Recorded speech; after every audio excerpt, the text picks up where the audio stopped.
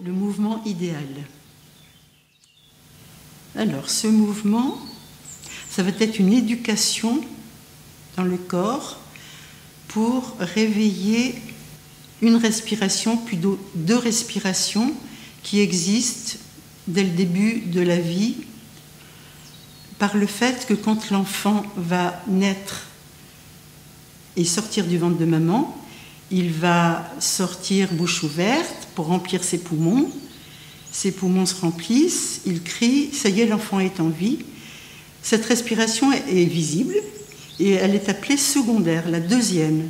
S'il y a une deuxième, il y a une primaire avant dont je vais vous parler tout à l'heure. Donc l'enfant sort du ventre de maman, crie, et ça y est, il est en vie, ça respire et ça se voit. Dès qu'il sort du ventre, il va imprimer son corps dans un mouvement très particulier qui va dire, il manifeste la respiration ostéopathique. C'est quoi encore cette respiration ostéopathique qui est appelée primaire, non visible, invisible. Il est dit que cette respiration, on la prend quand on va voir un ostéopathe qui va vous soigner, parce que vous avez un problème X dans votre corps, et l'ostéopathe va écouter avec sa main votre corps, non pas l'oreille, mais avec sa main, et il va sentir que dans votre corps, il y a des mouvements très particuliers quand le corps inspire et quand il souffle, quand il expire. Par exemple, le principe, c'est que tout le squelette a des mouvements à lui d'inspiration et d'expiration. On dit quand on inspire, les os longs, entre autres les bras, tournent à l'extérieur pour se remplir, quand tout va bien. Quand on expire, les os longs, entre autres des bras, tournent en dedans.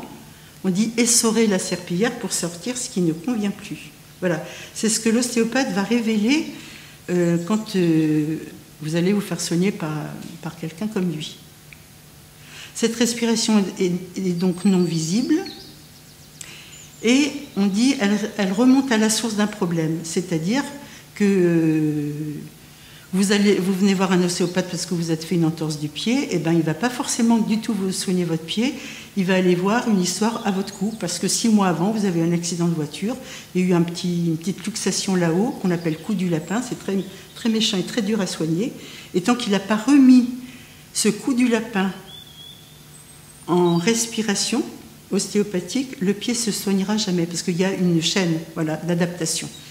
Et on sait que notre corps, il s'adapte à tous les traumatismes, et à un moment, il y a trop de traumatismes, il faut vraiment vider les choses, les réparer. On sait très bien s'adapter.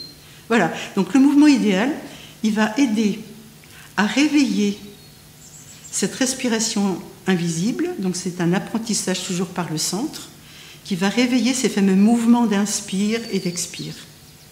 Donc idéalement. Souvent le faisant, l'idéal, il n'est pas si idéal que ça, parce qu'on va s'apercevoir qu'en inspirant, au lieu de faire ça, on ne peut pas. Ah, ça coince. Ah, je ne savais pas. Donc, ça va réveiller des choses, ça va réveiller des tensions. Je ne suis pas dans mon idéal, mais en le faisant, tout le corps inspirant idéalement va à un moment faire débloquer quelque chose qui, dans ce bras, par exemple, a eu une histoire, et que tout va s'ouvrir à un moment, mais on va sentir passer ces traumatismes dedans, non idéal. Voilà, le mouvement idéal, c'est ça. Ça va permettre la révélation de choses qu'on ne sait pas, ça va dévoiler des choses, les libérer, les soigner. Souvent des choses en sommeil. Le mouvement idéal.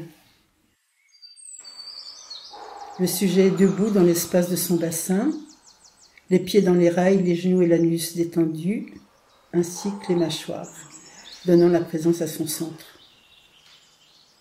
Il expire. À l'inspiration, les yeux et les orteils se tirent vers le haut, les mains en coupe, réceptionnant l'énergie. Dans l'expire, il vide le ventre, serre l'anus, ferme ses poignets à 90 degrés, essorant la serpillière.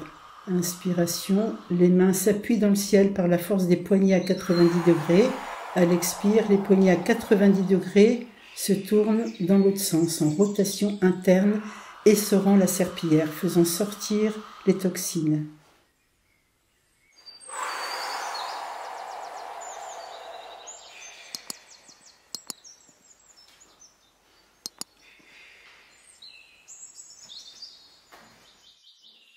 Le mouvement commence toujours par l'expiration.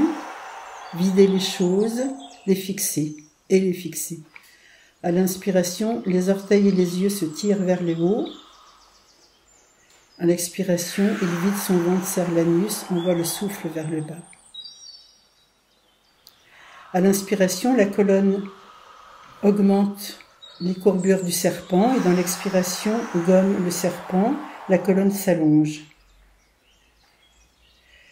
À l'inspiration, les orteils et les yeux vers le haut, les mains en coupe dans le ciel. À l'expiration, il essore les toxines, faisant exister son corps intégralement, fixant. Il est important après de digérer.